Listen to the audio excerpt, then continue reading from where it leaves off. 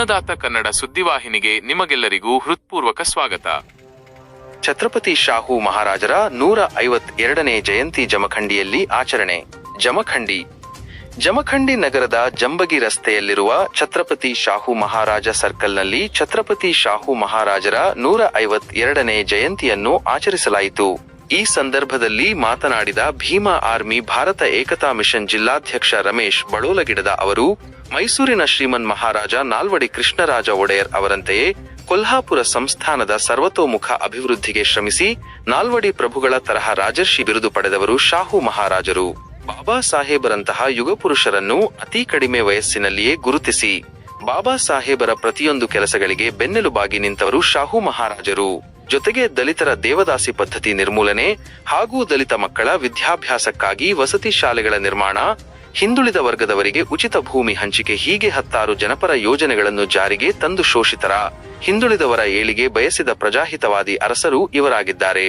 ಇವರ ಕಾರ್ಯ ಮನಗಂಡು ಸರ್ಕಾರ ಈ ಕೂಡಲೇ ಇವರ ಜಯಂತಿಯನ್ನು ಸರ್ಕಾರಿ ಜಯಂತಿಯನ್ನಾಗಿ ಘೋಷಿಸಬೇಕು ಎಂದು ಆಗ್ರಹಿಸಿದರು.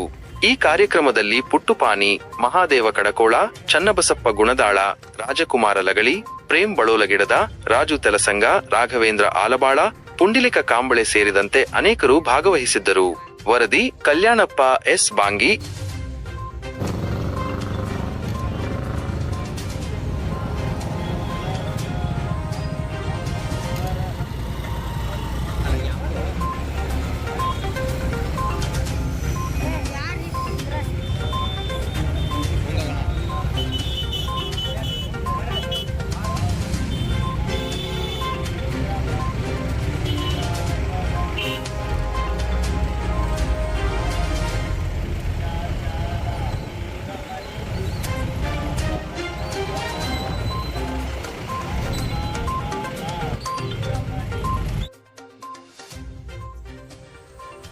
ಭಾರತ ದೇಶದ ಕೊಲ್ಹಾಪುರ ಆ ಸಂಸ್ಥಾನ ಮಹಾರಾಜ ಅವರ ಕೊಡುಗೆಯನ್ನು ಸ್ಮರಿಸುತ್ತಾ ಇರ್ತಕ್ಕಂಥ ಒಂದು ನಗರಸಭೆಯವರಿಗೆ ನಾನು ಆಗ್ರಹ ಮಾಡ್ತಾ ಇದ್ದೀನಿ. ಏನಂದ್ರೆ ನಮ್ಮ ಸತತ 2013ರಿಂದ ಈ ಛತ್ರಪತಿ ಶಾಹು ಮಹಾರಾಜ್ ಅವರ ಸರ್ಕಲ್ ಇಲ್ಲೈತಿ ಅದನ್ನ ಟರಾವ್ ಮಾಡಿ ತಿರ್ಬೇಕಂತೇಳಿ ನಗರಸಭೆಯವರಿಗೆ ಆಗ್ರಹಿಸ್ತಾ, ಜೊತೆಗೆ ಏನು ಹೆಂಗ ಶಿವಾಜಿ ಮಹಾರಾಜ್ ಅವರ ಜಯಂತಿಯನ್ನು ಸಾರವನ್ನು ಸರ್ಕಾರಿ ಜಯಂತ್ಯೋತ್ಸವವನ್ನು ಆಚರಣೆ ಮಾಡ್ತೀರಿ, ಅದೇ ರೀತಿಯಾಗಿ ಛತ್ರಪತಿ ಶಾಹು ಮಹಾರಾಜ್ ಅವರ ಜಯಂತ್ಯೋತ್ಸವವನ್ನು ಸಹ ಕೇಂದ್ರ ಸರ್ಕಾರ ಹಾಗೂ ರಾಜ್ಯ ಸರ್ಕಾರದಿಂದ ಆಚರಿಸಬೇಕಂತ ನಾನು ರಾಜ್ಯ ಸರ್ಕಾರಕ್ಕೆ ಮತ್ತು ಕೇಂದ್ರ ಸರ್ಕಾರಕ್ಕೆ ಸಹ ಒತ್ತಾಯಪಡಿಸ್ತಾ ಇದ್ದೀನಿ.